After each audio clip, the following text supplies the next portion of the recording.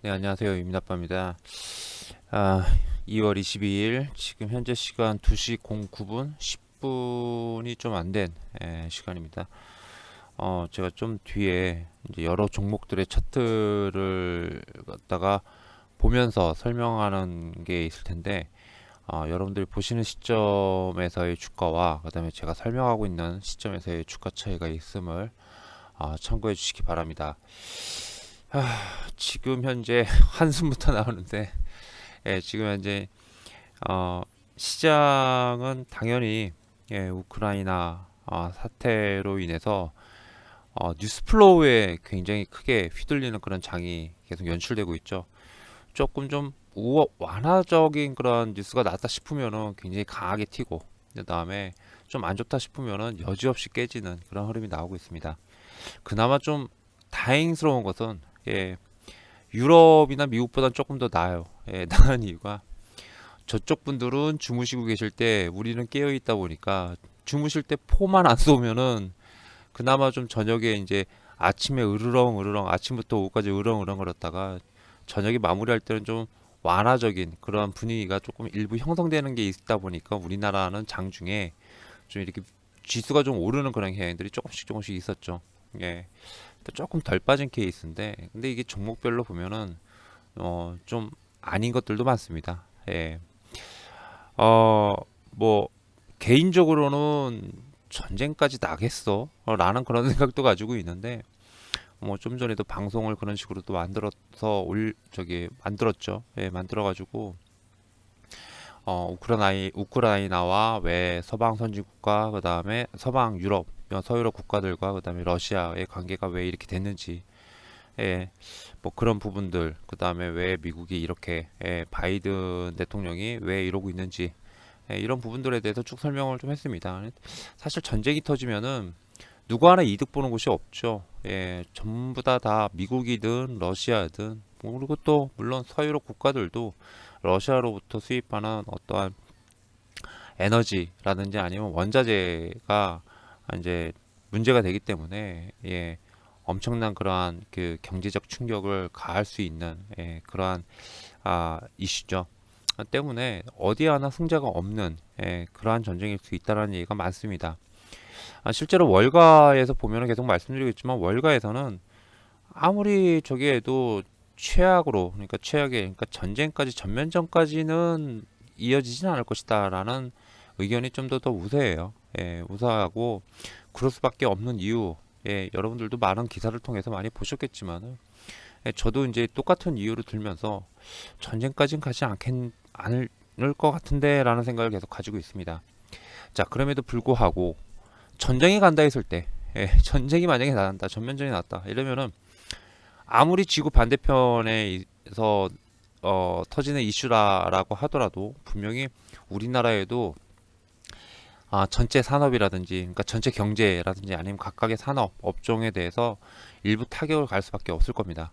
그래서 우리나라가 러시아에다가 수출과 아니면 러시아로부터 수입하는, 이런 품목 있죠, 품목들.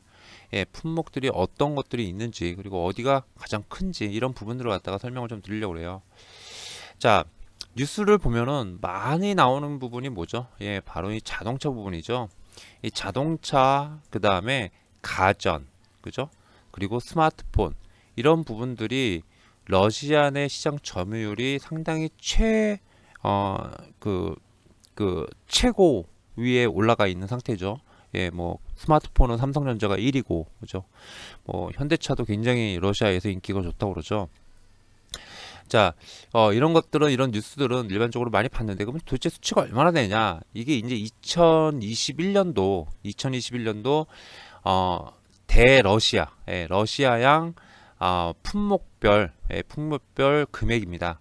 품목별 금액인데, 상당히 높아요. 승용차와 자동차 부품이 압도적으로 많아요. 압도적으로 많고, 그 다음에 특히 작년에 증가율이 상당히 컸습니다.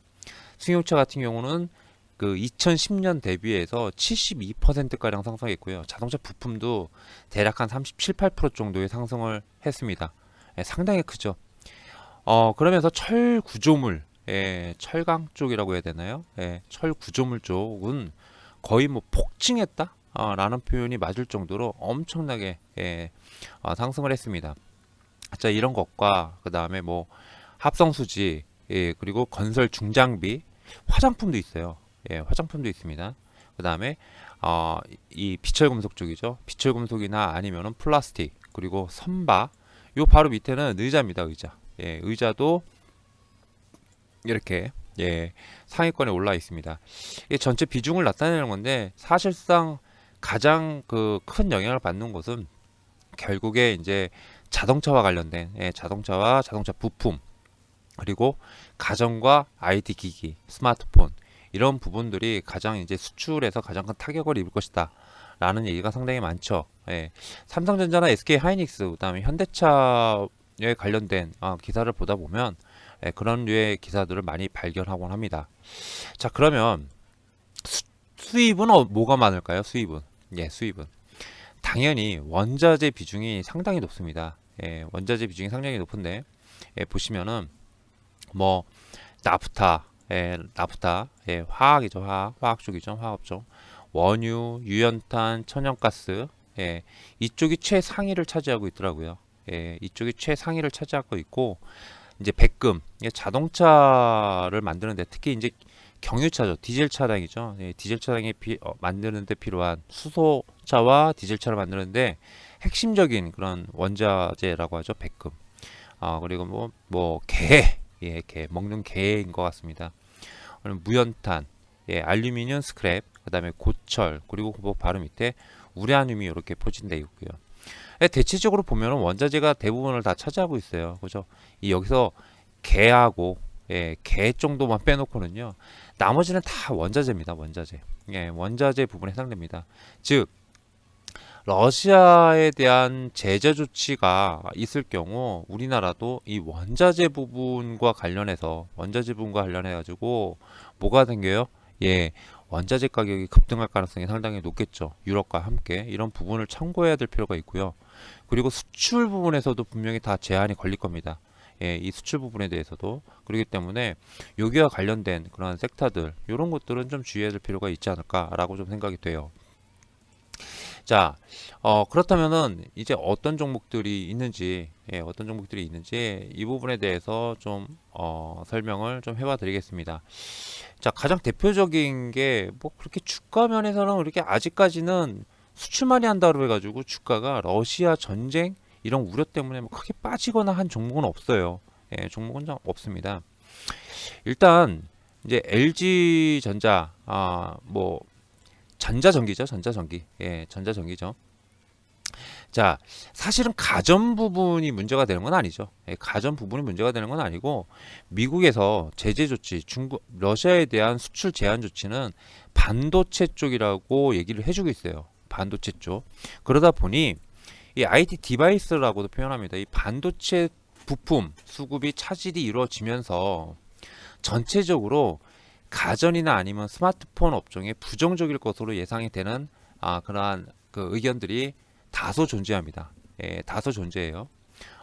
거기다가 유가 및 원자재 가격 상승으로 이어지면서 뭐 가전이나 스마트폰을 만드는 이 원부자재 가격들이 급등을 하면서 이거에 대한 부작용도 있을 것이다 라는 그런 얘기가 많습니다. 다만 여기서 그 보통 IT, 스마트 기기 뭐 이런 것들 얘기하면은 LG 디스플레이, 그러니까 디스플레이 업종도 사실은 많이 좀 이렇게 얘기를 거론이 되죠. 그런데 사실 디스플레이 쪽 같은 경우는 거의 직접적인 영향이 없어요. 거의 직접적인 영향이 없습니다. 뭐 생산 기지가 대부분 다 국내와 중국에 위치해 있고요. 원재료 부분들 있잖아요. 원자재나 아니면 원재료 이런 부분들도 대부분 다 국내, 그다음에 중국, 일본에서 조달이 된다라고 알려져 있습니다. 그렇기 때문에 이 디스플레이 업종에 미치는 영향은 제한적일 것이다라는 것이 중론입니다. 중론이에요. 그러나 반도체 부분 있죠. 반도체 부분. 이 반도체 부분은 영향을 좀 받는다라고 해요. 뭐냐면은 반도체, 그러니까 뭐 D램이나 낸드 플래시를 팔아서 문제가 되는 게, 못 팔아서 문제가 되는 게 아니라, 뭐 그것도 일부 뭐 영향을 미치겠지만, 문제는 뭐냐면 반도체를 생산하는 데 필요한 특수가스 있죠. 특수가스의 원료 부분, 원료 부분, 그 아르곤이라든지 네온과 같은 그런 가스들이 있대요. 이 가스가 러시아랑 우크라이나 의존도가 무려 50%라고 합니다. 50%. 50%라고 해요.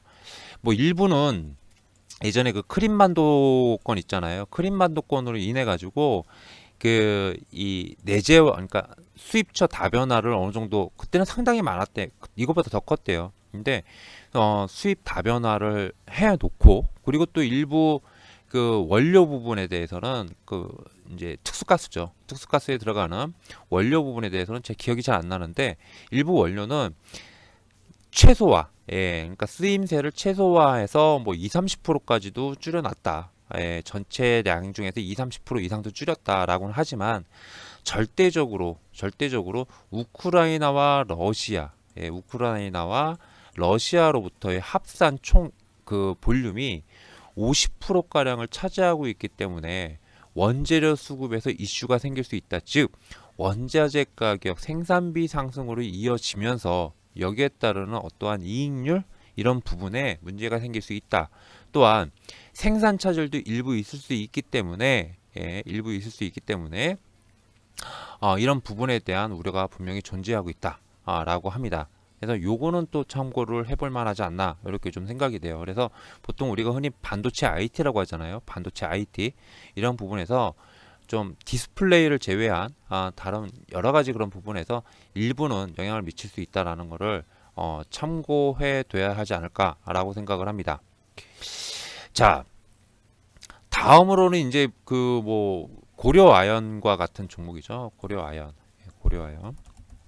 고려아연과 같은 그런 종목인데, 사실상 이제 뭐 고려아연, 이게 그 우크라이나와 그다음에 러시아 간의 전쟁이 발발 시 실제로 그 크림반도 사태 있잖아요. 크림반도 사태 때도 니켈 등 주요 강물이 굉장히 크게 급등을 했었어요. 그런데 세계 알루미늄 생산의 13%와 그다음에 니켈 같은 경우 10%를 갖다가 러시아가 차지하고 있습니다. 여기에 대한 경제 제재가 단행될 경우 비철금속의 공급 차질이 이루어지겠죠. 아까 우리나라도 제가 보여드렸습니다. 엄청나게 수입량이 그쪽에서 상당히 많다라는 거. 때문에 이런 원재료 가격의 상승이 가격 전이가 된다면은 당연히 주가는 좋겠죠. 근데 그러지 못할 경우는 어떤 생산 차질 부분까지 이루어질 수 있기 때문에, 생산 차질 부분입니다. 가격의 문제가 아니라 생산을 못할 수 있는 거예요. 그리고 가격이 엄청나게 폭증을 하면은 그 물건을 받아다가 쓰는, 예를 들어 가지고 니켈 같은 경우 2차 전지를 만드는데 굉장히 중요한 그러한 비철금속이잖아요. 근데 이런 가격이 급등을 하면은 어떻습니까? 아무래도 부작용이 심하겠죠. 이런 부분들은 참고를 해볼 필요가 있지 않나, 이렇게 좀 생각이 되고요. 자동차 같은 경우도 뭐 당연하죠. 자동차 같은 경우도 당연합니다. 실제로 이제 크림반도 때도 자동차 부분이 이제 뭐가 문제가 됐냐면은 루브라 가치가 굉장히 많이 떨어졌죠. 그러니까 루브라 환율이 급등을 한 거죠. 가치는 떨어지는 거. 루브라 가치가 절하가 되면서 환손실을 그때 당시 현대차와 기아차가 상당히 많이 입은 것으로 알려져 있습니다. 뿐만 아니라 수출 제한 조치가 이루어질 경우, 반도체 수출 제한 조치가 이루어질 경우 부품 조달에 어려움을 겪기 때문에 판매량도 줄어들 수가 있어요. 자동차 수출이 안 되는 게 아닙니다. 정확하게는 자동차 수출이 안 되는 게 아니라 환율 문제죠. 환율 문제. 환차손 이 부분에서 손실을 입을 가능성이 높고, 그리고 또한 여기에다가 반도체 수급 문제가 생기면서 이 수출하는데 애로사항이 걸릴 가능성이 상당히 높다. 뭐 이제 이런 거. 그러나 이제 러시아에 공장이 없기 때문에 반도체 부분은 없을 거예요. 아마 환율 문제에서 문제가 생길 가능성이 상당히 높지 않나, 이렇게 좀 볼 수 있을 것 같습니다. 자, 그러면 그 다음으로는 이제 건설이에요. 건설인데, 건설하면 떠오르는 곳이 바로 이제 DL 건설입니다. DL 건설. DL DL ENC죠. 예, DLENC라든지 아니면 DL건설이라든지 뭐 러시아 쪽으로 또 최근에 삼성 엔지니어링까지 해가지고 DLENC와 삼성 엔지니어링이 합산이 약 한 3조 가량을 갖다가 러시아 내 프로젝트를 갖다가 수주를 했거든요. 이런 부분은 이제 프로젝트가 지연되면서 매출 인식하는데 이제 그 좀 늦어질 수 있다라는 그런 것도 있고요. 추후에 러시아로부터 수주하는데 그 가능성이라고 해야 되나요? 수주 가능성이 좀 낮아질 수 있는 그러한 것이 있다라고 볼 수 있겠죠. 이런 것들이 좀 건설 및 건자재 부분에 좀 부작용이라고 볼 수 있지 않나 이렇게 좀 생각이 되고요. 자, 뭐 그 외에 뭐 인터넷 게임 이런 건 상관없죠. 인터넷 게임 이런 것도 상관없고 음식료 같은 경우는 사실은 러시아나 이런 데부터 뭐 아까도 보셨지만 게 그잖아요. 게. 뭐 그런 것들 뭐 안 먹으면 되는데 그런 것들은 안 먹으면 되는데 전체적으로 밀 생산량이라든지 이런 경우가 우크라이나와 러시아가 전 세계 밀 생산량이 아닙니다. 밀 수출량의 15%인가를 차지한다고 제가 뉴스를 본 것 같아요. 그만큼 어마무시하죠. 이 밀 수출이 말 그대로 싹 전면 금지가 돼버릴 수 있습니다. 전쟁이 터지면. 이렇게 되면은 밀뿐만 아니라 각종 곡물 가격이 급등을 하게 되죠. 급등을 하게 되면은 에그플레이션이 나올 수 있습니다. 그래가지고 이것 때문에 이제 뭐 각종 뭐 사료주니 그다음에 농산물 관련주 그다음에 뭐 농기계 관련주들이 좀 이렇게 좀 최근에 좀 움직임이 좀 나왔었죠. 그리고 움직이고 있고요. 오늘도 지금 보니까 이쪽 관련주들이 좀 그렇게 움직이고 있는데 이런 부분들이 좀 있다. 음식료들은 있다라는 거. 거기다가 이제 물류 운임비라든지 아니면 관련 부대 비용, 그 다음에 유가 이런 부분들이 다 상승하게 되면 사실은 수출입과 관련된 어떠한 비용 상승으로도 또 늘어날 수 있어요. 그러니까 이런 부작용도 있다라는 겁니다. 그런 부분들은 참고해 볼 만하고 소매유통 같은 경우는 철저히 내수기 때문에 뭐 별로 그렇게 크게 뭐 이렇게 우려할 건덕지는 없죠. 소매유통 뭐 농심이라고 해야 되나 뭐 이런 것들은요 그렇게 크게 문제는 없을 겁니다. 종목들이 보이질 않네 어디 있는지. 다만 이런 거죠. 어디선가 전쟁이 터져요. 큰 전쟁이 터지면은 왠지 좀 움츠러들잖아요. 소비자들이 그죠. 미래 전망이 불투명하면은 저도 모르게 이제 약간 좀 절약해야 될 것 같고 소비를 갖다 줄여야 될 것 같고 이런 부분들이 있죠. 이건 우리나라뿐만 아니라 미국인들도 그럴 때고 유럽인들도 그럴 겁니다. 그러니까 이런 어떤 소비 위축까지 불러일으킬 수 있습니다. 사실은 이게 가장 큰 미국 정부나 연준에서 생각하는 것 중에서 가장 무서워하는 것들이죠. 소비 지출이 줄어들 수 있다라는 거. 뭐 소매 요통은 그래서 일단은 뭐 크게 문제는 없지만은 각종 물가 상승이나 아니면은 향후 경기 불확실성으로 인해 가지고 여기에 따라서 급격하게 소비 위축을 불러일으킬 수 있다. 중장기적으로 봤을 때 이런 부분들은 좀 고민을 해야 될 것 같습니다. 자, 그러면 관심 있는 게 이제 뭐 은행주예요. 최근에 이제 뭐 미국의 금리가 상승한다 이래가지고 사실은 이제 KB금융보다는 우리 금융지주라든지 아니면 중소형 은행주들, 그 다음에 보험주들 상당히 좋았죠. 좋았습니다. 뭐 국내 금융사들은 거의 대부분 국내 대출이나 보험들이 거의 대부분이기 때문에 글로벌화 되지가 않은 그런 상태이기 때문에 사실은 그렇게 큰 영향은 그렇게 없다라는 것이 주된 논리예요. 주된 논리인데 이제 수출입과 관련된 그러한 어떤 환차손 부분이라든지 아니면은 글로벌 밸류체인상, 글로벌 밸류체인상 뭐 기업들의 어떠한 그런 그 영향을 받음으로써 이게 뭐 채권이 부실화된다든지 뭐 이런 부분들 있지 않습니까? 그런 부분들은 일부 영향을 받을 가능성이 상당히 높죠. 특히 보험사 같은 경우는 전쟁 리스크가 커지면은 시장 금리가 급등을 하면서 자본 적정성 비율이라는 것이 하락할 가능성이 높아요. 그렇기 때문에 주가 면에서는 그렇게 크게 뭐 이렇게 나쁘거나 뭐 좋다 뭐 이런 것들은 없지만 없지만은 그래도 위축되는 그런 국면은 피할 수 없을 것이다라고 하고요. 주식시장은 뭐 말할 것도 없습니다. 주식은 증권은 사실은 피해주죠. 주식시장은 왜냐하면 전쟁 리스크가 커지면은 시장이 위축되기 때문에 주식시장이 위축되기 때문에 거래가 축소되면서 뭐가 되죠? 거래가 축소되면서 거래가 축소되면서 그 수수료율이나 이런 것들이 떨어지기 때문에 수익성이 악화됩니다. 이런 부분들이 있어요. 자, 화장품이 아까 있었죠. 수출에서 화장품이 있었습니다. 자, 당연히 뭐 물류 비용이 상승이 되고 물류 비용 상승되고 원재료 가격이 상승할 겁니다. 원재료. 사실 화장품이라는 것도 천연 화장품이 아닌 이상, 천연 화장품이 아닌 이상 대부분 다 화학 성분에 기반한 화학에 기반한 그러한 원재료를 쓰잖아요. 그러니까 그런 가격 상승에 그대로 노출될 수 있고요. 그리고 지정학적 이슈가 발생이 되면은 똑같아요. 아까 말씀드렸던 소매 유통이라든지 이런 것과 함께 음식료죠. 음식료와 똑같이 물류 운임비라든지 관련 비용이 관련 부대 비용이 상승할 가능성이 상당히 높습니다. 그래서 이는 다시 판관비 부담으로 늘어날 수 있겠죠. 뭐 당연한 거예요. 네, 특히 러시아에 대한 화장품 수출이 큰 기업들이 있을 거예요.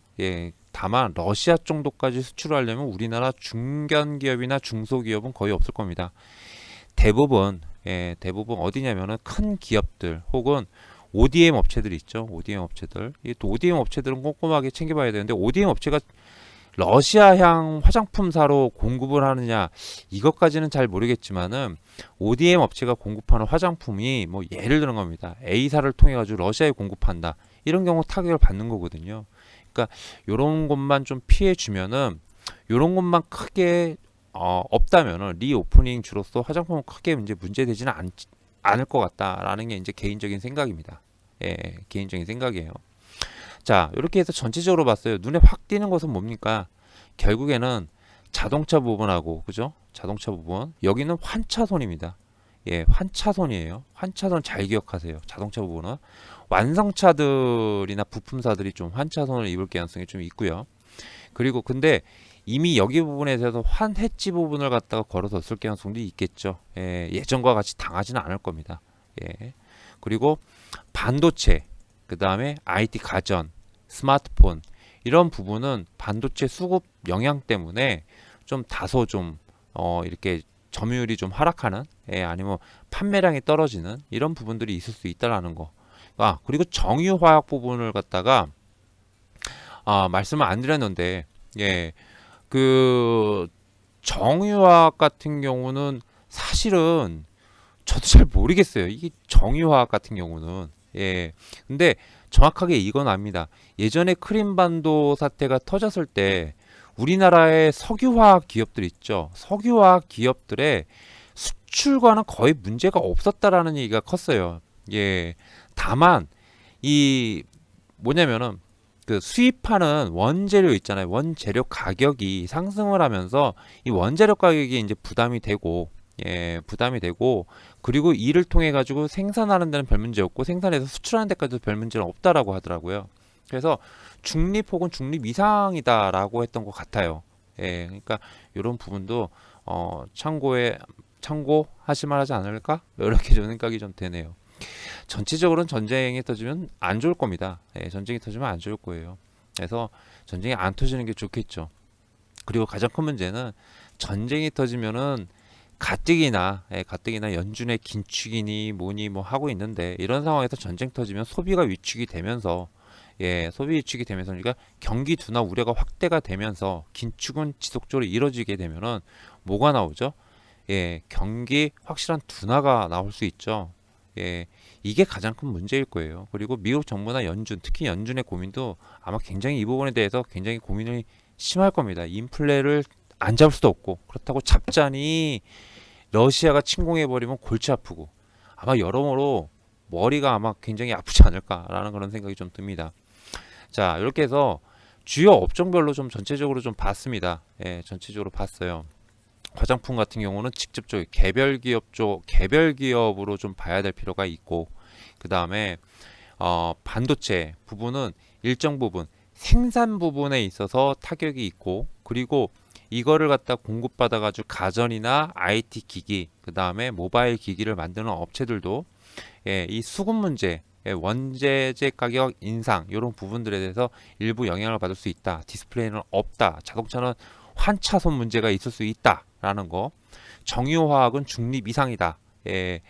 뭐 철강이나 비철금속 같은 경우는 원재재 가격이 상승하면서 여기에 대해서 그 가격 정가를 해버리면은 어떻게 보면은 뭐예요?